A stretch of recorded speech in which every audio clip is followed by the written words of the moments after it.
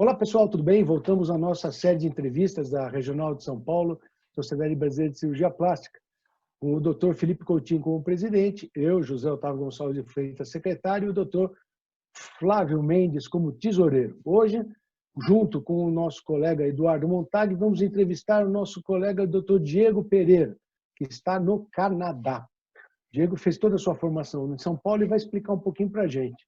Bem-vindo, Diego. A palavra é sua. Por favor, conte um pouco da tua história. Perfeito. Não, muito obrigado pelo convite. Na verdade, eu fiz residência de cirurgia plástica no Brasil, fiz a faculdade também em São Paulo, na USP, residência de cirurgia geral e plástica lá, e fiquei um ano extra fazendo reconstrução de mama no ICESP. E naquela época eu já pensava em migrar, acabar mudar mesmo do Brasil para o Canadá ou Estados Unidos. Acabei avaliando aí os dois países, resolvi vir para o Canadá e eu vim em janeiro de 2017. Foi uma transição um pouquinho diferente, eu não vim fazer um fellow de cirurgia plástica aqui, porque eu sabia que eu teria que refazer a residência de todo jeito, então eu estava terminando o MBA na FGV, acabei conseguindo uma transferência, e aí eu finalizei o MBA aqui em Toronto, e apliquei para residência, então eu estou agora já indo para o terceiro ano de residência de cirurgia plástica, e agora eu moro em Ottawa, que é a capital do Canadá, uma cidade relativamente grande para o padrão canadense, tem um pouco mais de 1 milhão de habitantes, mas bem diferente de São Paulo. E aqui são 5 anos direto de plástica, então eu começo desde o R1 como residente da cirurgia plástica. E aí depois a gente vai falar um pouquinho sobre a residência e tudo mais, mas acho que em termos de história, assim, esse foi o planejamento. Acabei eu imigrei para o Canadá como residente permanente já, é meio que seria, acho que para os Estados Unidos, o equivalente do Green Card. E agora a gente está aplicando para a cidadania e estamos felizes aqui. É um país bem interessante de morar e tudo. O hospital que eu trabalho aqui é um hospital relativamente grande, é um centro regional da província de Ontário, que é onde fica Ottawa. E a cidade, como é a capital, ela tem bastante investimentos do país, então é uma cidade apesar de ter 1 milhão e pouquinho de habitantes, ela é bem movimentada, tem muita coisa, assim, tem várias diferenças mais pontuais ainda na formação em si, mas acho que em termos de história geral, aí, como foi esse processo de mudar para o Canadá, essa foi acho que o que aconteceu. Eu acabei fazendo tudo para os Estados Unidos também, para ter a opção de aplicar para os Estados Unidos, se eu não conseguisse a vaga de residência aqui no Canadá, mas felizmente conseguimos. Minha esposa mudou comigo, ela é médica também, ela também fez residência no Brasil de medicina interna e está refazendo aqui. A minha relação com o Diego ela é uma coisa que vem já desde a residência, porque ele foi residente no mesmo serviço que eu tô, e depois ele foi meu fellow, uma coisa particular. E foi é muito legal, porque o Diego é um cara sempre muito focado, tal, e ele tem esses objetivos. Então, a primeira pergunta que eu tenho para você, Diego, é assim: você pulou um pouco da sua história de formação, mas uma coisa que eu acho que é muito legal é como você tinha dois fatores. Um que era o MBA que você estava fazendo na GV, que te ajudou no processo de imigração, na obtenção do seu visto de residente permanente para o Canadá, que foi uma coisa. A segunda coisa, você tem família no Canadá, né? Você tem um tio morando no Canadá, e como isso te ajudou, e como combinar esse processo com a Marina, com a sua esposa, como foi isso, como equacionar isso, como foi o processo de decisão para fazer essa imigração no final da residência e no começo, né? Ou seja, durante o seu fellow. E aí a gente vai tocar isso um pouquinho mais para frente. Sim, não, é um processo bem complexo, são muitas variáveis. Na verdade, o Canadá tem um sistema de imigração de pontos, então a gente precisava fazer uma revalidação inicial assim do diploma, que é basicamente reconhecer e o Conselho Médico Canadense verifica com a universidade que você se formou no Brasil. Então, eles aceitaram isso. E daí, com provas de inglês e toda a nossa aplicação, a gente entra nesse pool de candidatos para imigração para o Canadá, para possível imigração. Até você, e aí você espera, eles têm eles chamam de sorteios, mas na verdade é um corte do número de pontos, e aí eles chamam aquele número de pessoas a cada 2 semanas. E aí, depois de 1 ano nesse processo, faz algumas provas de inglês, manda parte dos diplomas. Eu tinha o MBA que eu estava fazendo na GV, eu tinha já alguns meses garantidos aqui numa universidade de Toronto. Isso também entrou no processo como pontos extras. E aí a gente conseguiu o visto de residente permanente do Canadá logo no mês antes de imigrar. A gente estava planejando, na verdade, desde a residência, já tinha feito algumas das provas, que são equivalentes aos STEPs americanos, e aí a gente conseguiu esse visto no mês antes de imigrar, em dezembro de 2016, e a Marina, minha esposa, ela também, né, ela tinha terminado a residência de clínica médica no Brasil, resolveu não fazer a especialidade no Brasil, porque a gente já estava no meio do processo, e ela também sabia que clínica médica é uma área aqui que não tem muito como ter uma licença sem refazer a residência. Então ela também continuou fazendo as provas, a gente trabalhava no Brasil, juntando um pouco de dinheiro para ter uma reserva para esse primeiro ano aqui no Canadá, pelo menos. E a Marina estava aplicando para um fellow. Para ela, acho que valeria a pena ela tentar um fellow clínico aqui. E para mim, como eu sabia mesmo que plástica eu teria que refazer e aplicar para residência, eu acabei focando em terminar o MBA, fazer todas as provas daqui dos Estados Unidos e aí ter uma aplicação mais forte pro final do ano e conseguir aplicar para vaga de residência.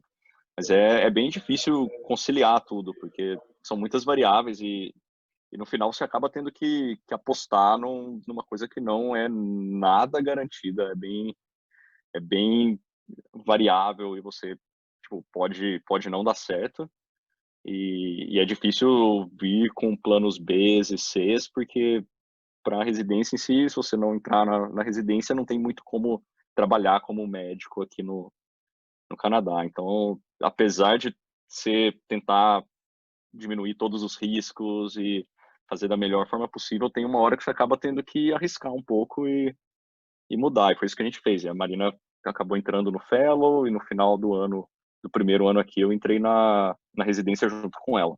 Ela também faz residência aqui na mesma cidade. E aí agora terminei já os 2 primeiros anos, estou no 3º ano da residência e aqui são 5 anos direto em cirurgia plástica. Você começa desde o R1, seria já um R1 de cirurgia plástica. Tem alguns períodos que eu fiquei, né, no R1 em outras áreas cirúrgicas, mas basicamente é o tempo todo na cirurgia plástica. A gente tem alguns modelos de imigração para o Canadá e você sabe que eu quase fui para a mesma universidade que você está fazendo a residência alguns anos antes, né, em 2014. E aí, no fim, eu acabei até fazendo algumas cartas de recomendação para o Diego a banca que entrevistou o Diego foram os mesmos que me entrevistaram quando eu fui e tal. Então, é uma coisa que é uma história que acaba tendo um overlap e provavelmente eu fui o 2ª ou 3ª pessoa depois da Marina que você ligou e para falar que tinha dado certo o processo, né? Mas assim, você fez alguns estágios antes daí. Como que isso, né? Você fez alguns estágios em Toronto, você fez alguns estágios em Ottawa para melhorar esse negócio, que é o equivalente a um clerkship que as pessoas fazem nos Estados Unidos. Isso é obrigatório ou não?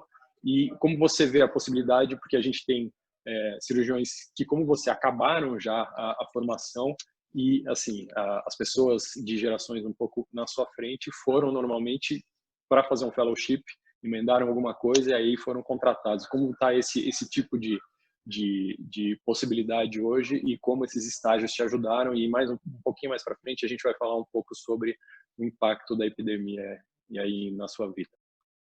Sim, não, acho que essa é talvez a pergunta mais importante, assim, de todo esse processo, que quando eu comecei a pesquisar, eu achava que esse seria mesmo o caminho. Venho, aplico para fazer um fellowship, você acaba se especializando, fica aqui um tempo, e aí, depois disso, consegue talvez fazer um mestrado, doutorado e conseguir se ligar a uma universidade. Eu acho que isso depende muito da área.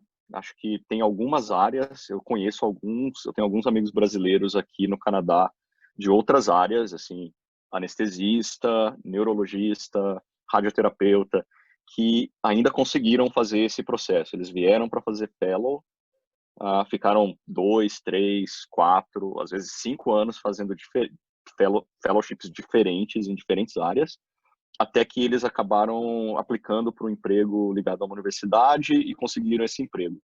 É claro que é um emprego acadêmico, então eles têm uma licença que eles podem praticar naquela universidade, vendo aqueles pacientes naquele hospital, mas é uma prática normal, é a mesma prática de um canadense que tem um emprego acadêmico aqui no Canadá. Na área cirúrgica, isso é mais complicado. Assim, na área cirúrgica, pelo que eu vi, assim, na plástica é bem restrito. Plástica é a especialidade mais concorrida aqui para os canadenses.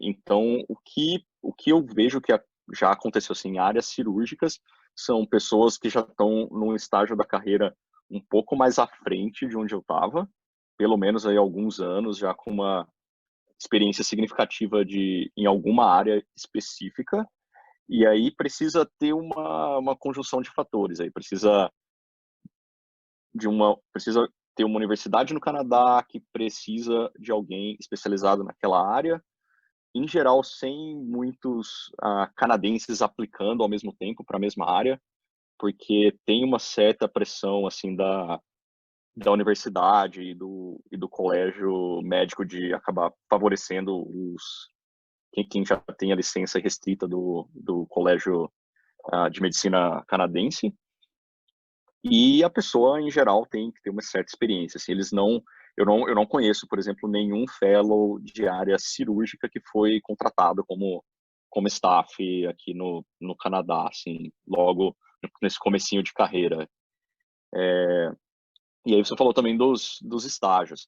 Isso é outra coisa que é muito importante, assim, apesar de não ser uma coisa que é obrigatória, não é assim, você pode aplicar sem ter feito um estágio. Aqui no Canadá, mesmo para residência, eles são bem claros que eles favorecem quem fez um estágio.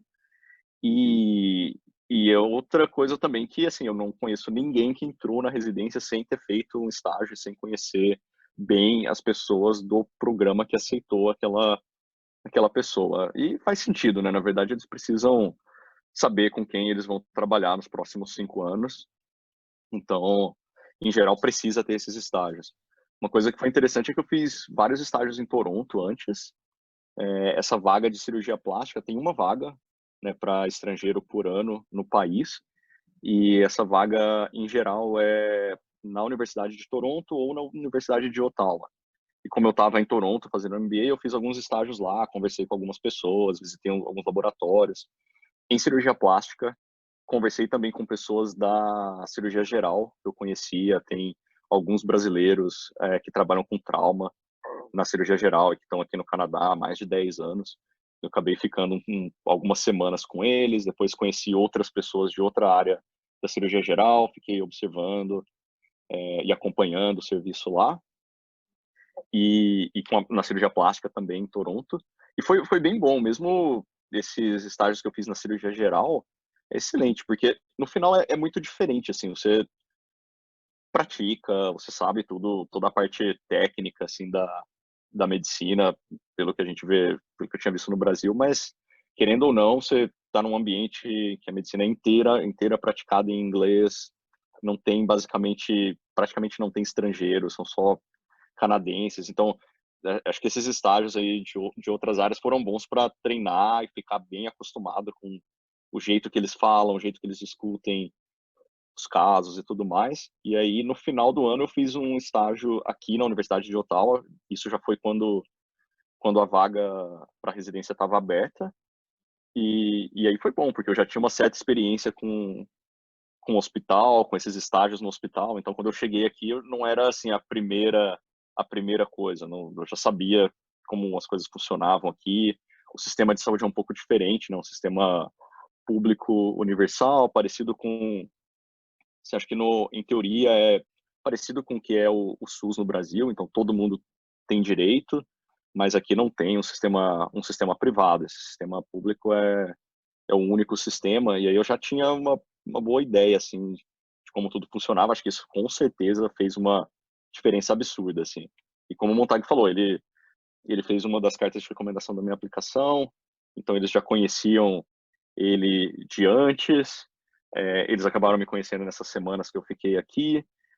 O chefe da cirurgia plástica daqui, que é chefe agora há já 4, 5 anos, ele fez um fellowship em Toronto, junto com uma outra brasileira, então ele conhecia um pouco também da formação que a gente tem como cirurgia plástica no Brasil. Ele tinha feito MBA, então quando eu vim para cá, eu fiquei conversando com ele bastante sobre o MBA em Toronto, na mesma universidade. Então, acho que isso é uma conjunção de fatores, na verdade. É uma aplicação que eles realmente avaliam quem eles querem para trabalhar com eles por 5 anos. Então, acho que você precisa ter esses estágios. Acho que não tem muito jeito. Isso é bem parecido com os Estados Unidos também. Todo mundo que eu conheço que aplicou para a especialidade concorrida nos Estados Unidos tem uma história, em geral, bem longa com o serviço que aceitou para residência. Legal. E então, você está no meio exatamente no meio da sua formação. E no meio da sua formação veio uma pandemia que, assim, provavelmente bloqueou a sua atividade na cirurgia plástica, assim, muito, o impacto deve ter sido muito forte. Então, conta pra gente o que aconteceu, como a cidade se preparou, na verdade, normalmente é a província, né? Eu acho que aí vocês estão, para quem não sabe da geografia, vocês estão na fronteira com outra província, então, na verdade, é uma coisa muito mais regional, né? Então, assim, como a província se preparou, porque, na verdade, você tem uma coisa regional, como foi o impacto na atividade de vocês como cirurgiões plásticos e se vocês, como residentes, você, a Marina, foram deslocados para atender pacientes COVID, como que está sendo isso basicamente como está a atividade, qual foi o impacto que vocês tiveram na prática diária de vocês? Então isso é interessante, assim, o Canadá, eles, acho que como país e principalmente Ontário como província, assim, eles começaram a se preparar bem cedo, né? E é claro, assim, que tem muitas diferenças com o Brasil, né? O Canadá tem pouco mais de 35 milhões de habitantes no país como um todo, e é uma população que não é tão conhecida por ter muitas aglomerações e muito contato social como a gente tem no Brasil. Então, foi na primeira semana de março, foi quando no Canadá acabaram resolvendo que seria indicado não ter mais nenhum tipo de reunião social. Então, o governo não proibiu nada, ele só indicou e recomendou que as pessoas começassem a fazer um certo isolamento social. E aí, como acho que o canadense tem uma personalidade, acho que um pouco da personalidade, todo mundo parou de ir nos lugares públicos, a cidade começou a ficar bem vazia, teve já restaurantes que começaram a fechar, mesmo sem ter, tipo, algo direto, assim, do governo. Nessas primeiras semanas de março, foi tudo gradativo, até que a província e o hospital começando a se preparar. Na segunda para a terceira semana de março, o hospital acabou fechando as clínicas que não fossem de emergência. A gente tem ainda, na cirurgia plástica, tem algumas clínicas de reconstrução para câncer que esses pacientes acabaram sendo operados ainda em março, e aí a gente acaba acompanhando eles. Tudo que pode ser feito por telemedicina está sendo feito dessa forma. Então, na clínica, por exemplo, a maior parte dos retornos é feito por a telemedicina. Aqui já tinha o sistema de prescrição, já sempre foi assim por fax para as farmácias, então isso não precisou mudar muito, mas praticamente tudo feito por telemedicina. Ontário, como um todo, não teve um pico muito alto assim para a pandemia, para o coronavírus. Então, o que aconteceu é que eles organizaram tudo, o centro cirúrgico já estava parado, ampliaram todas as vagas de UTI, avisaram que talvez os residentes pudessem ser manejados aí para outras áreas, mas por enquanto ainda não aconteceu isso na cirurgia plástica. Então, todos os residentes da cirurgia plástica ainda estão trabalhando na cirurgia plástica.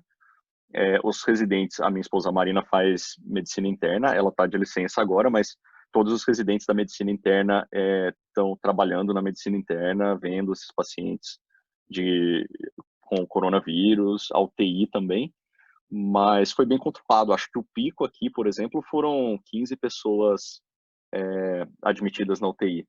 Então não mudou muito em termos do treinamento ser transferido, mas é claro que a formação como um todo acabou parando, né? Não tem cirurgia eletiva, a gente tem só cirurgia de urgência, e isso acho que vai voltar aos poucos. Acho que na próxima semana devem recomeçar as eletivas aqui. Você tem uma história super interessante, a gente podia ficar aqui horas e horas conversando, mas eu queria que você desse uma mensagem para os residentes, para quem está acabando a residência, uma mensagem sobre, bom, uma mensagem não necessariamente de otimismo, mas uma mensagem da sua experiência, e aí depois o Zé vai fazer mais algumas considerações e a gente encerra, tá bom? Muito obrigado. Não, perfeito. Obrigado. Não, acho que, assim, a formação que a gente tem no Brasil é uma formação muito boa. Eu acho que o mais importante de tudo é ter um planejamento sobre o que você vai fazer desde a residência, assim. Acho que se a sua ideia é ficar em São Paulo, acho que manter e planejar para isso. Se você quiser mudar para uma cidade menor, porque no final das contas você consegue organizar a sua formação um pouco e orientar isso para o que você pensa em fazer. Acho que se alguém pensa, por exemplo, em mudar do Brasil para outro país, acho que isso é um negócio que precisa ponderar bastante aí sobre todos os aspectos, não só a profissão, mas aspectos pessoais e tudo mais. Avaliar o quanto de risco a pessoa aceita enfim, fazer um planejamento bem bom. É possível, é claro, a gente, com a formação que a gente tem no Brasil, a gente consegue, claro, competir com qualquer pessoa de qualquer outro país, então não tem muito jeito, mas acho que o importante é planejar, ver o que a pessoa quer para o restante da vida e seguir e continuar trabalhando. Obrigado, Diego, pela sua participação. Muito obrigado também do Eduardo Montar, que ajudou nessa entrevista de um monte. Em nome da Sociedade Brasileira de Cirurgia Plástica Regional São Paulo, queria te agradecer de coração essa entrevista e desejar para você, tua esposa, uma vida próspera, com muita sorte, com muito dinheiro no bolso, porque isso faz parte também, tá? Muito obrigado, meu querido. Obrigado.